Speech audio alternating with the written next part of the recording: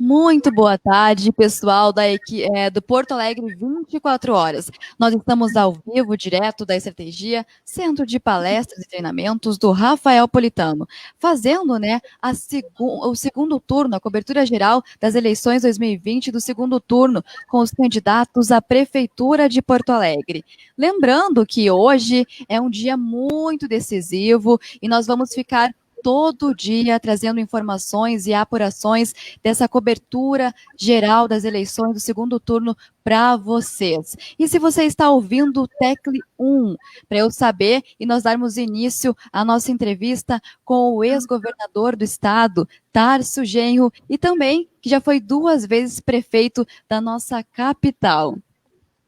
E aproveita e já ativa o sininho para ficar ligadinho e receber a notificação da nossa cobertura, que será durante todo o dia. E claro que esse evento é uma produção da GT Produções, em parceria com a Estratégia e com a Porto Alegre 24 horas. Mas, sem os nossos patrocinadores, nós não teríamos conseguido realizar, ido tão longe, né, com tanta qualidade. A Leiteria 639, que é o lugar perfeito para você colecionar momentos. Inclusive, nós vamos sair daqui e depois vamos lá, encher a barriga, tomar um cafezinho e comemorar, né? Porque nós merecemos, depois de um longo dia de trabalho. E a gente, quem sabe a gente não se encontra lá? Quem sabe? Localizada na Venâncio Aires 639, é o restaurante Empório Confeitaria e Padaria, e também na Avenida 24 de Outubro, 1539. E, claro, vamos agradecer a Cruz Viagens e Turismo, que a cada viagem um novo conhecimento.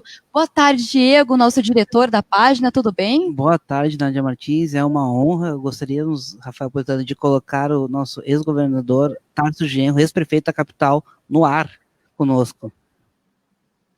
Boa tarde, governador, tudo bem? Tá animadinho? Boa tarde, tudo bem? Em primeiro lugar, meus parabéns para os patrocinadores de vocês, né? Nós estamos num momento muito importante do processo democrático no país e é muito importante que trabalhos como esses que vocês fazem, isento, né? Descomprometido com grupos de opinião que forçam determinadas posições, possam fazer um trabalho aberto, independente, democrático, para ilustrar a nossa cidadania. Parabéns a vocês e aos patrocinadores de vocês também, né? Que é uma coisa importante para que isso aí ocorra no nosso cenário de disputa política e de discussão cultural do nosso país. Obrigada, governador. Lembrando que informação é um direito de todos, né? E a equipe do Porto Alegre 24 horas trabalha para que a informação chegue em todas as comunidades, em todas as etnias, raças, bairros, não importa. A informação é poder e é muito importante na hora de decidir. Ainda mais uma decisão tão importante, né, ex-governador? Porque o candidato eleito é que vai administrar a capital, a cidade, durante 4 anos, esses 4 anos que não serão muito fáceis, né? O senhor, como já foi prefeito, vai nos contar um pouquinho, inclusive, da sua experiência, e para nós conhecer um pouco mais dos desafios e como que funciona o dia a dia de um prefeito de uma capital.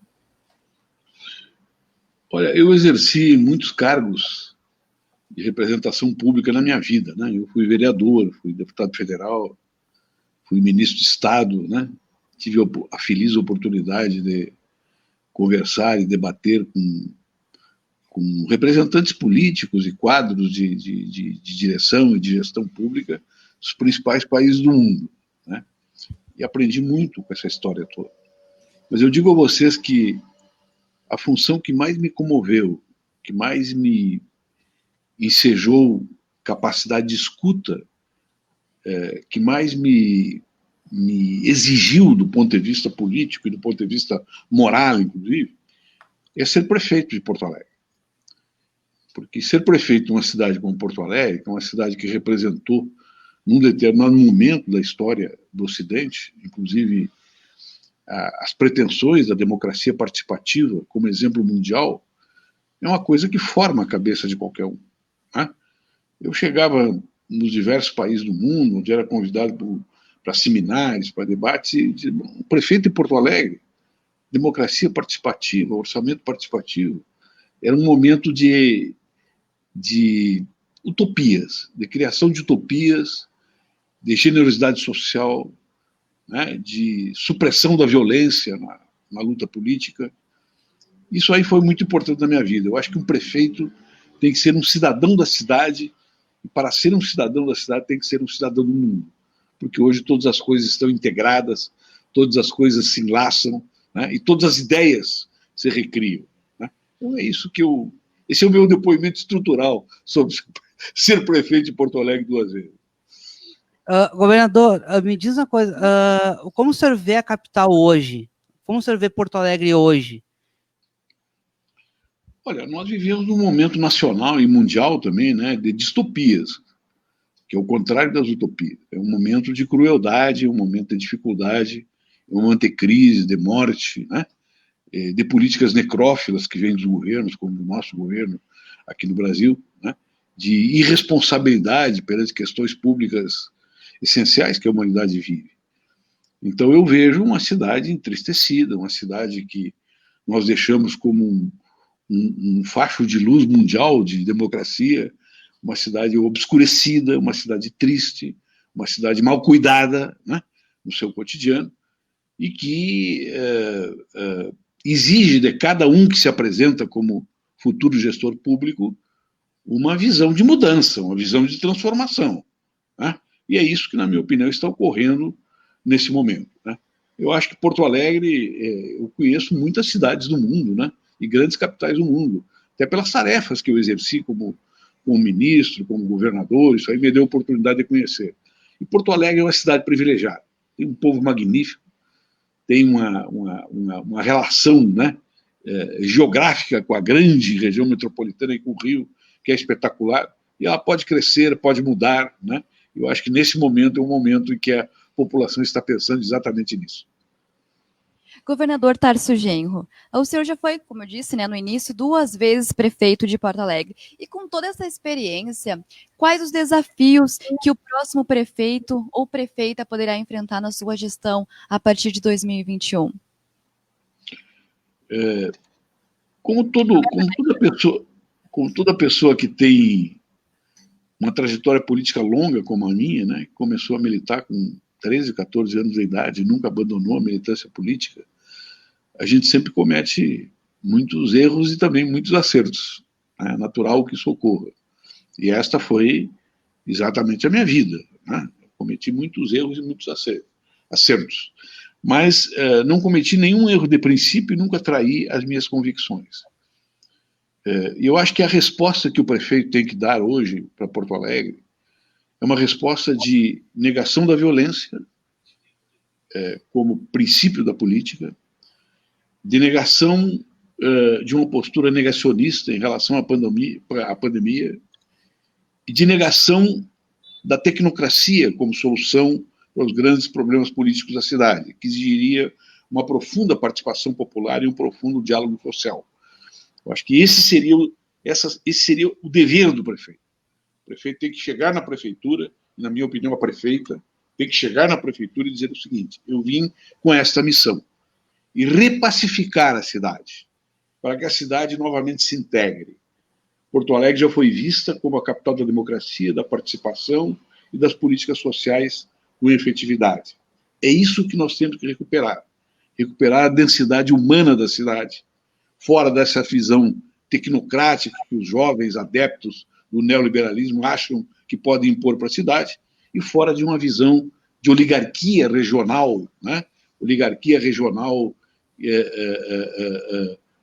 impopular e, ao mesmo tempo, autoritária, que está revelado pelos governos que o PMDB fez aqui na cidade, aqui no estado, que agora estão se apresentando, né, com esta candidatura do Melo, né? Vejam que isso não é gratuito, o que eu estou dizendo, né? Essa pesquisa falsa que eles publicaram hoje revela exatamente esses métodos de governo autoritário, burocrático, manipulatório que nós temos que renegar nesta eleição. Governador, eu tenho um combo de perguntas a fazer para o senhor, tá? Uma das perguntas que eu tenho para fazer para o senhor é: o seu governo foi muito elogiado pela participação popular e pelo Fórum Social Mundial, que eu lembro que era adolescente, tinha na época, né? Quando o senhor sai da prefeitura para concorrer ao governo, e o seu vice assume, ali começa já o declínio o declínio, aonde o PMDB vem e assume. Como o senhor vê isso? O que faltou para a Frente Popular continuar no poder, ali no próximo pleito, né? E o que o senhor acha hoje de a Frente Popular não ser mais cabeça de chapa e vir apoiando a candidatura da Manuela, né? Isso tem a ver com o antipetismo que estabeleceu no país nos últimos anos? Olha, eu quando saí da prefeitura para concorrer ao governo do estado, eu cometi um erro político, né? Não pelo fato de eu ter dito que não gostaria de concorrer. Foi o que eu disse, eu não gostaria de concorrer. Eu fui impelido pelas circunstâncias a concorrer. Foi um erro naquele momento. Foi um erro naquele momento porque eu deveria ter apoiado a candidatura da reeleição, né, do meu companheiro Olívio Dutra. Eu disse para ele isso depois e disse para todo o partido. Né, eu derrotei o Olívio numa prévia e depois fui derrotado na eleição. Então, por isso já basta para dizer que foi um erro político. Né? Mas a saída do PT da administração não foi por isso. Naquele momento já havia um cansaço da administração que se repetia por 4 mandatos. Então, a renovação política, né, ela sempre se impõe em determinadas circunstâncias. E eu me lembro que o PMDB, naquela oportunidade, fez uma campanha muito bem feita. Né? Era o Busato que representava, o falecido César Busato, né? Que era uma pessoa que era meu adversário político, mas que eu tinha relações muito respeitosas por ele. E o Busato disse o seguinte, olha, o PT fez coisas muito boas, o PT mudou a cidade, o PT projetou a cidade no mundo, foi assim que ele agiu. Mas tem que ter rotatividade, ele disse. Vamos experimentar uma outra possibilidade. E essa outra possibilidade era a candidatura do Fogaça, do PMDB. Né? Foi, na verdade, não um governo, mas um mormaço, né, na prefeitura de Porto Alegre. Mas é uma rotatividade normal, né? E isso faz remissão, inclusive, à situação atual que nós estamos vivendo.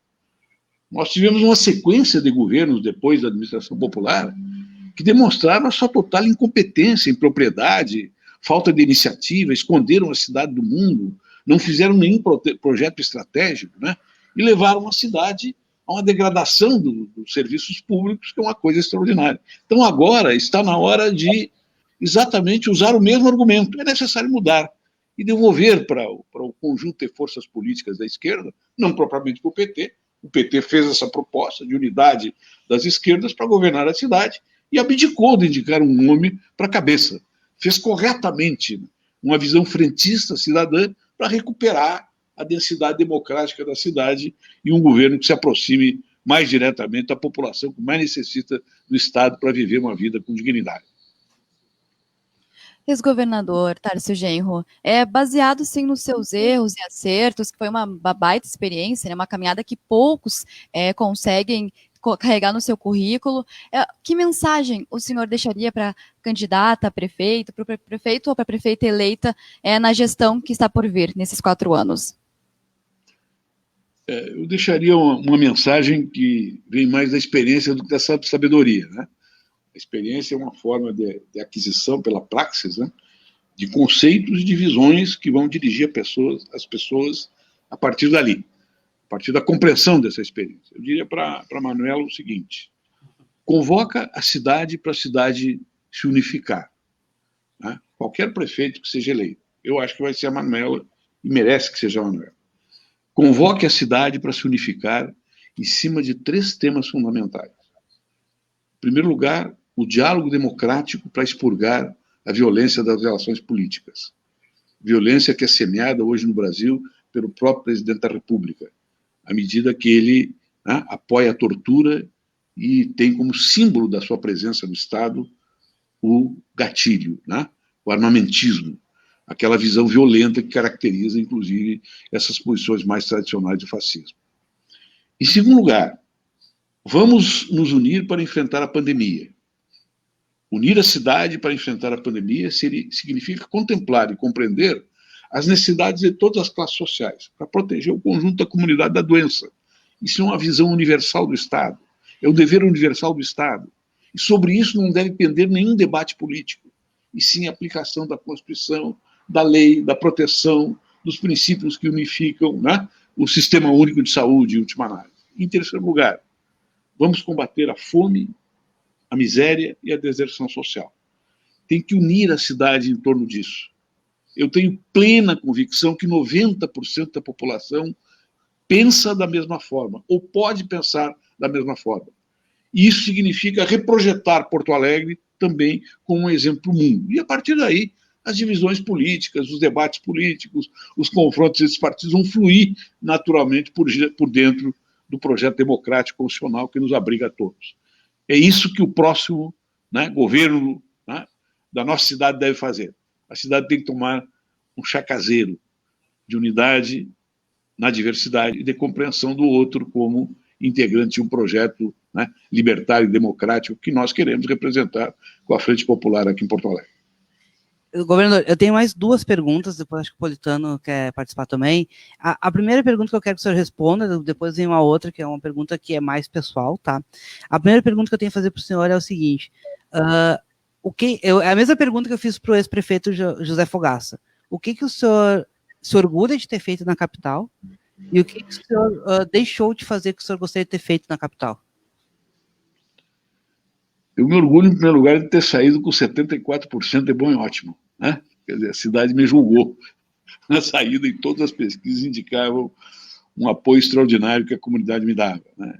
Nós fizemos muitas obras durante os meus 2 governos, inclusive nós fizemos a terceira perimetral, a escadaria da Rua Santa Maria, orçamento participativo, o maior programa, né, de vias estruturais que a cidade teve até agora, as políticas das creches comunitárias, tudo isso a gente fez. Então, são obras materiais e políticas que me orgulham muito. O que eu deixei de fazer? Eu deixei de fazer obras que eu não tive recursos para fazer naquela oportunidade, embora tenha captado muitos recursos, né? E hoje a situação vai ser mais dramática ainda. Os prefeitos vão ter que buscar recursos do seu próprio orçamento, os financiamentos nacionais e internacionais estão bloqueados pelo Brasil, porque o nosso prestígio internacional é um prestígio, né, muito abaixo de qualquer consideração que tinham com o Brasil na oportunidade em que nós governamos. Então nós vamos ter que ter uma engenharia política e financeira para fazer projetos efetivos na cidade a partir do orçamento público. A segunda pergunta que eu tenho, governador, ela é uma pergunta que eu já formulei há anos na minha cabeça, e eu estou muito feliz de eu quero ter essa oportunidade de fazer essa pergunta para o senhor, tá? O senhor foi o governador na noite da Boate Kiss, naquele incidente. Eu queria saber como que o senhor foi acordado com aquela notícia e qual foi as suas primeiras reações sobre aquilo, né? Que eu lembro que eu estava na praia e tal, e foi chocante. E é uma pergunta que eu tenho há anos formulada na minha cabeça, eu gostaria de saber como o senhor, naquela época, como recebeu a notícia e como foi as reações, sabe? É a minha dúvida, que é pessoal, tá, gente? Desculpa, mas é uma pergunta pessoal minha. A minha reação foi de espanto e de terror. O senhor recebeu de madrugada, ligaram para o senhor? Madrugada. Logo de manhã cedo, eu já recebi, quando estava amanhecendo, recebi a notícia daquela tragédia. E eu tive duas decisões naquele momento. Em primeiro lugar, contatar a presidenta Dilma, que estava no Chile, para que ela fosse a Santa Maria. Em segundo lugar, eu ir diretamente a Santa Maria para enfrentar com as famílias, né, e com a comunidade de Santa Maria toda aquela tragédia. E, em terceiro lugar, verificar se tinha algum grau de responsabilidade da Brigada Militar em relação ao que aconteceu, né, que teria o dever, naquele momento, de fazer a fiscalização. Então, esses foram os movimentos que eu fiz, né? Estive presente, né, durante os momentos mais duros, mais agudos, inclusive nos enterros, nos féretros, né, acompanhando a comunidade com toda aquela tragédia que aconteceu. Foi essa a minha reação, e essa é vou dizer, a minha experiência dramática, né, com aquele drama humano e social terrível que causou aquele... O senhor enfrentou no seu governo, foi isso, né? Que a sociedade cobrou uma resposta mais rápida ali, né, naquele momento. Foram 2 momentos muito duros que eu tive na minha administração. Em primeiro lugar, as jornadas de junho, né, que foram eventos políticos assim inesperados que ocorreram, que aqui em Porto Alegre não foram contra o governo do Estado, nem contra o governo municipal, mas foi uma manifestação de insatisfação, eu diria até meio sem direção e meio anárquica que houve na sociedade, que eu incorporei e trouxe para dentro do Palácio para discutir, através do gabinete digital, né, o que havia naquela crise, né, com acompanhamento de 4.600.000 pessoas, inclusive a partir do meu gabinete. Né, foi o único governo que fez isso no país. Então, esse foi um momento muito duro do nosso governo. Como foi duro também, né, evidentemente, de uma maneira terrível, né, esse evento da Boate-Kiss, que foi uma coisa inominável que aconteceu no nosso governo. Eu acho que nos dois momentos nós tivemos com muita responsabilidade, muita força e muita presença, sem temor de enfrentar essas duas questões com o grau de responsabilidade que se exige de um governo do Estado. Estou aqui com o Rafael Politano, o nosso parceiro, dono de estratégia, palestra e treinamento, treinador comportamental. Ele gostaria de conversar um pouco com o senhor também. Governador, antes de mais nada, boa tarde, gratidão pela sua presença hoje aqui, já estamos aí em vias de encerramento, para o senhor poder curtir o resto do dia, mas a minha pergunta é uma pergunta que eu gostaria de fazer, eu vou dirigir ao senhor, mas que eu gostaria de qualquer governante do nosso país pudesse nos responder. Eu vou lhe dar um exemplo, eu estou fechado, a minha escola ela está fechada desde o dia 17 de março, quando foi decretada a pandemia, dia 18 eu já cancelei meus cursos, e vão ser aí alguns meses já sem eu poder aplicar, né, trabalhar dentro do meu negócio, dentro do modelo de negócio que nós desenhamos. E me preocupa muito os rumos da administração pública, estadual e federal com relação ao que fazer, ao que ser feito com relação à pandemia e este equilíbrio, economia, pandemia, saúde. Se nós pegarmos saúde, a curva, né, a tal da curva, ela continua seguindo, ela teve uma série de restrições, mas nós continuamos com pessoas morrendo, com pessoas sendo... Está piorando, inclusive.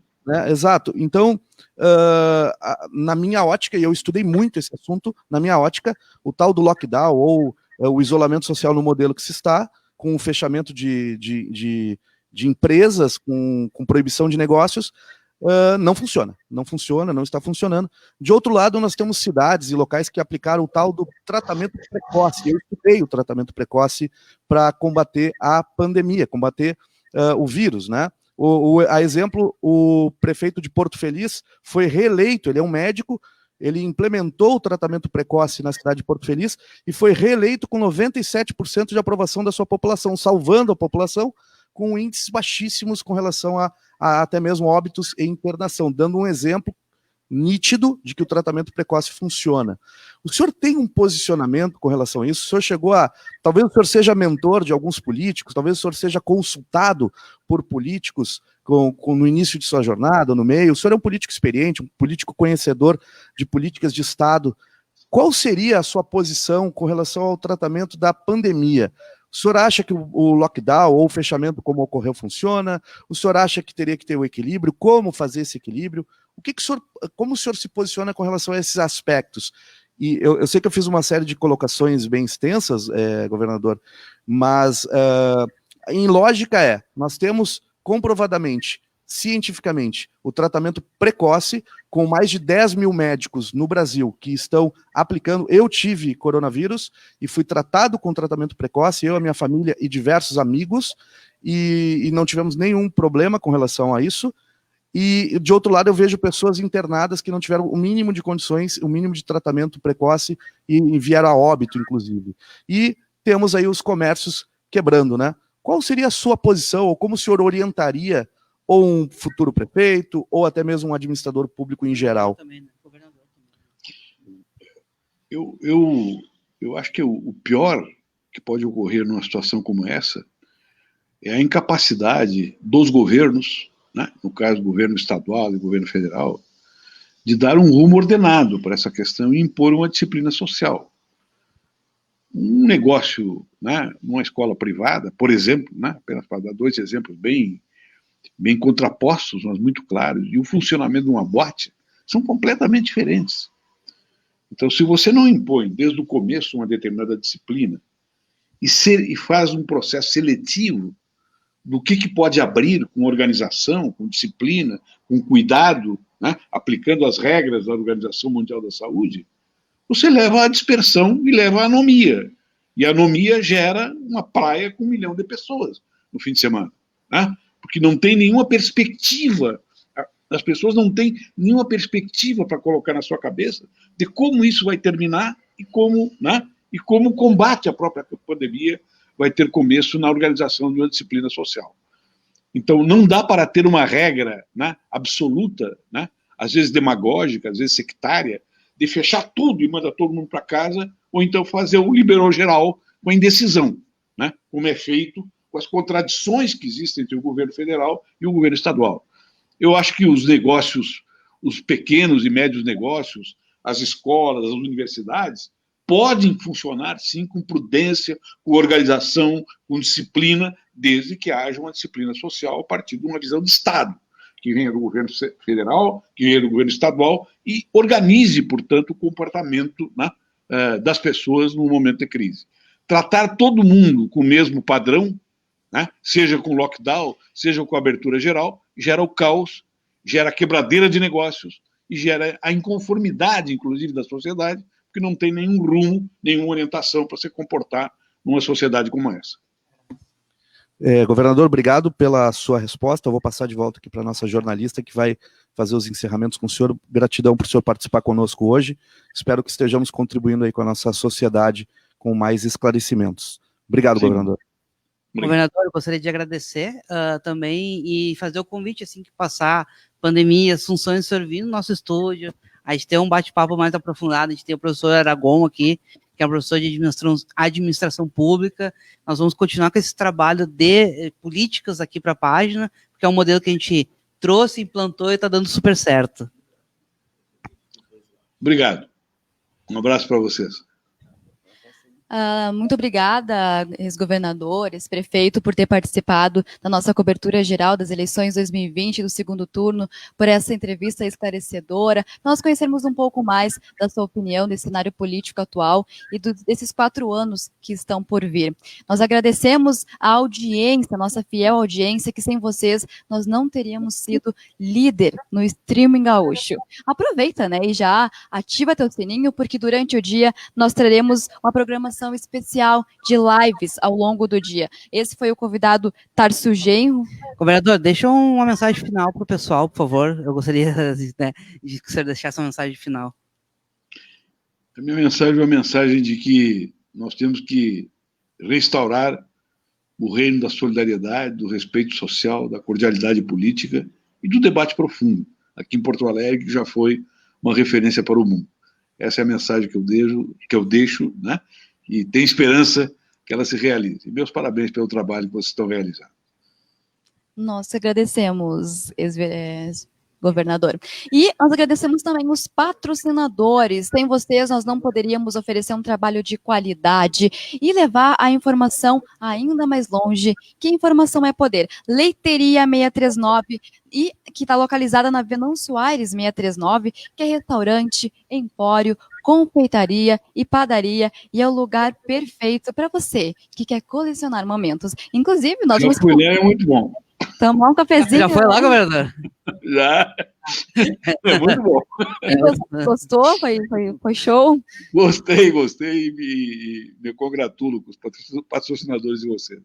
Um abraço, então, para o nosso amigo Thiago Leite, que é o dono lá, que é impecável no que ele oferece, no cuidado e no atendimento com o público. E lembrando, né, governador, que são 2 endereços. É a Venâncio Aires, 639, e também a Avenida 24 de Outubro, 1539. O senhor foi nas duas ou só numa? Não, eu fui na primeira que tu mencionaste. Então tem que conhecer a outra, a Avenida 24 de Outubro, 1539. E a Cruz Viagens e Turismo. A cada viagem, um novo conhecimento. E nós agradecemos mais uma vez a todos que estão ligadinhos na nossa programação, mas não sai daí. Aproveita, e você que não foi votar ainda, dá tempo, é até às 5 horas. Vai lá, manifesta a opinião, manifesta o teu direito e contribui para o exercício da democracia. E ajuda, né, ainda mais a nossa sociedade. Não esqueça de levar o seu documento oficial com foto, máscara e caneta. Um abraço e daqui a pouquinho nós estamos de volta com mais candidatos. Teremos Matheus Gomes, que foi o vereador eleito do PSOL, a deputada estadual Anne Ortiz e a vereadora, quase vereadora, Mari Lescano. Não sai daí. Um beijo e até mais.